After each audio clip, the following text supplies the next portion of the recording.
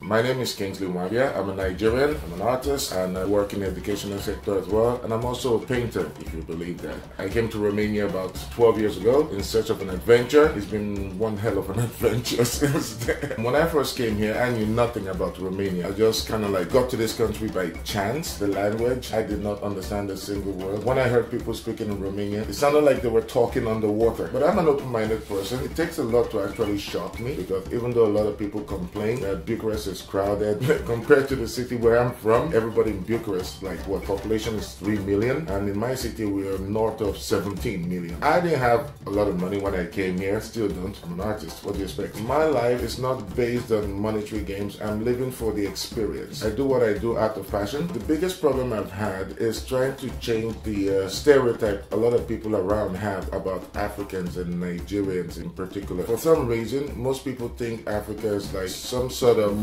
mud house-ridden, Lion King-looking country with Mufasa and Simba in our backyard as neighbors. Being a Nigerian with the reputation Nigerians have, it took a lot of work for me to try and change people's perspective about that. There's more to an African than what you read about and what you see in the media. I remember when I first came here, a lot of people believed that me coming to Romania, I was going to do what a lot of foreigners do. Come here, find some Romanian lady, spin some la-di-da-di story to her, get married and get some sort of papers. A lot of people thought there's a war in Nigeria and I was running away and being a refugee. They think Nigeria is a poor country. And I go, do you have bridges and cars? I look at them like, God knows what you guys were taught in school. We do have some funny things about my country. I have seen things in Nigeria. You would think I made them up if I told you about them. A few years ago, just before I left, the government passed a law for motorcycle safety, and every motorcycle rider was required to have a helmet. And I saw people who did not want to buy the helmet, so they took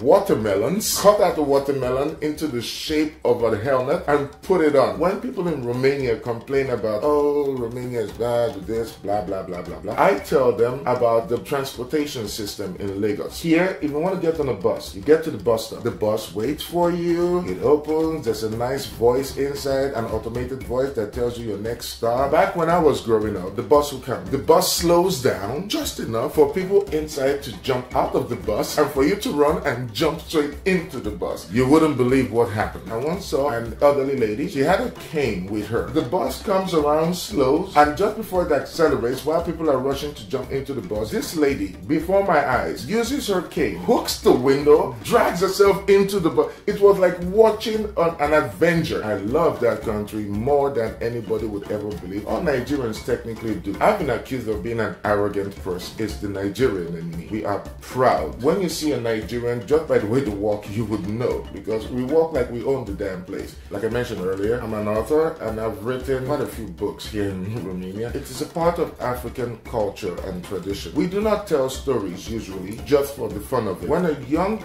person or child hears a story, the stories are meant to teach that person listening a real life lesson. I work in a school or in the educational system. A few years ago, I was talking to some of my students. A lot of them, like it's normal for most teenagers, have an identity crisis. They try to fit in. One particular girl came up to me and she said, Kingsley, I don't know what to do. My friends are like this. They want me to be like this. Everybody wants me to be like this and like that. And I said, let me tell you something I was told when I was around your age. It was a story. Basically, the story goes like this. There was a trader who used to travel from one village to another to conduct his business. He would take his son every now and then, and they'd have to walk from one village to another, and the journeys became very tiring. One day, this trader decided to buy a donkey. He bought the donkey, showed it to his son. He can ride the animal from their village to the next village and conduct their business and not be exhausted at the end of the day. So they set off on their journey on another business deal. Both the trader and his son were on this donkey. On the way, they met an old lady. The old lady sees both of them sitting on this donkey, and then she goes, oh my God, do they not realize how heavy they are? The poor animal is suffering. The trader and his son hear this lady. You know what, said the trader, I will get down and you ride the donkey. After a short while, they meet an old man. The old man looks at them and says, oh my God, look at this disrespectful boy riding the donkey like a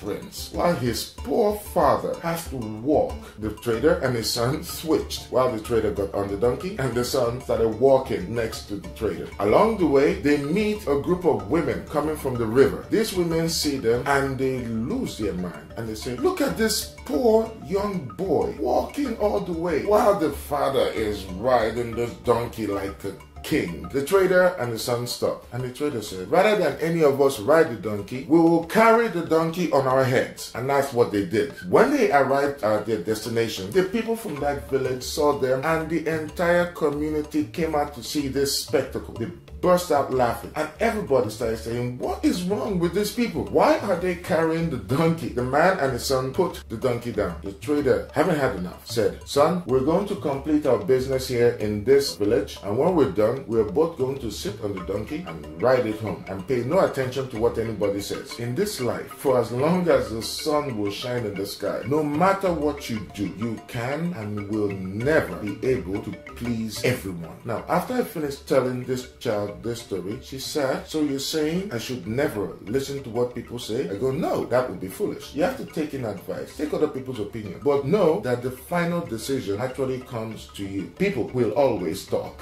Every now and then when we talk, she'd tell me that when I spoke to her about that and told her that story, plus a few other stories I must have told her over the years, it helped her become a much more self-confident person and not easily swayed by opinions from other people. All of the African folktales and stories we have, they don't just give you commands, they basically just give you advice. That's all it is. The suggestion to make a book came a few years ago from a friend. I wrote these stories so that other people can read them, and also try to promote a positive part of Nigerian culture and share a bit of my heritage with people around me and the rest of the world. So that's how the stories and the books came about, actually, in a nutshell.